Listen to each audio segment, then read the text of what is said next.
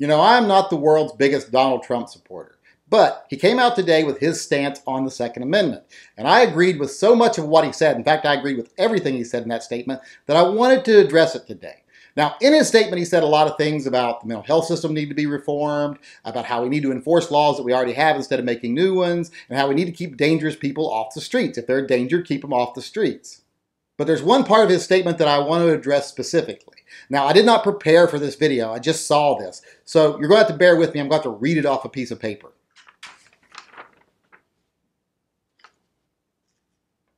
And it's small print because it is an email. So hold on one second. Let's try this again here. Okay, what Donald Trump said specifically that I want to address here is this statement. Gun and magazine bans are a total failure. That's been proven every time it's been tried. Opponents of gun rights try to come up with scary-sounding phrases like assault weapons, military-style weapons, and high-capacity magazines to confuse people. What they're really talking about are popular semi-automatic rifles and standard magazines that are owned by tens of millions of Americans. Law-abiding people should be allowed to own the firearm of their choice. The government has no business dictating what types of firearms good, honest people are allowed to own. And you know, even though I'm not the hugest Donald Trump supporter, like I said, I agree with that completely. And not just that, but the other stuff he said about the mental health system, enforcing laws we have now, and keeping dangerous people off the street. I agree with all of that. Let's face it, when you look at most firearms laws anyway, when you look at most anti-firearm laws, they are rooted in two things: racism and classism, and especially racism. Most firearm laws we have nowadays were basically designed to keep guns out of the hands of ex-slaves. And yet people run around today acting like keeping guns away from people is some sort of liberal cause. If you ask me, it's racism. So it's the opposite of what should be a liberal leftist cause. And you know, he's absolutely right about all gun laws being failures. They don't do anything positive. They've never succeeded in doing what they're supposed to do. They don't do that anywhere. Nowhere in the world have they ever actually worked. Now people will say, well, in Europe they work and in Australia they work. No, they don't. There's no evidence to show that the crime rates that have been falling since they enacted the laws wouldn't have fallen already anyway, because the trends were already that way anyway before they enacted the laws. Same thing in Europe. And there's lots of evidence to show that other violent crimes have gone up since they were enacted. But you know, that's a topic for another video. I can talk in another video at length about how gun laws don't work anywhere, especially not in places like the United States where we have diverse, densely packed populations. Like I said, though, I'll save that for another video. You know, like I said, I'm not coming out and say Donald Trump for president. You know, I'm not the biggest Donald Trump fan. I don't even watch The Apprentice. But I will say there's one thing you can say about Donald Trump, and that's he's different. And if he got elected president, I could see worse things happening. He would either succeed greatly and everybody would be like, wow, we needed something different, or he'd fail miserably and probably wipe out a lot of the archaic ideas that exist in this country right now. So to me, it'd be kind of a win-win. Either he'd succeed and do wonderfully, or he'd fail and kill a lot of the things that I'd like to see go away anyway.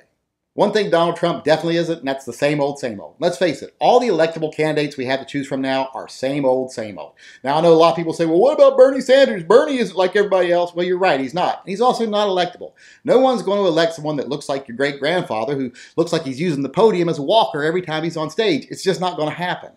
All the choices we have right now, from Jindal to Christie to Bush to Cruz to Clinton, they are all the same old thing. They're career politicians serving special interests. And they all have so many skeletons in their closet that they're so beholden to their rich benefactors that they can never do anything for the people even if they wanted to.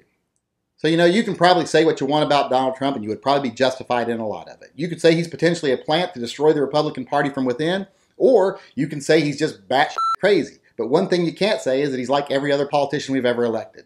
And one thing we can't all agree upon is that the definition of insanity is to repeat the same actions time and time again and expect a different outcome. And as far as politics are concerned in this country, we've been doing the same thing again and again and expecting a different outcome, and it's never worked out for us. So I'm not saying I'm supporting Trump or anything like that. But one thing I am saying is that maybe next time I go to the polls, or maybe next time you go to the polls, we're going to decide that when it comes to casting our vote for president, we're tired of acting like insane people.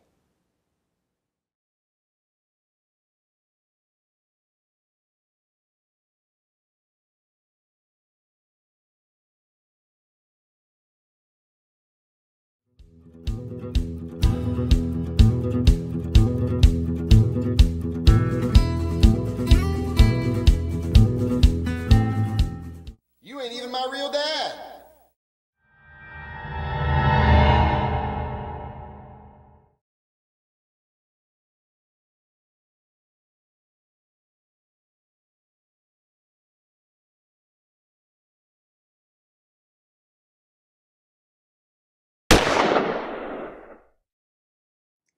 So I don't know about other people out there.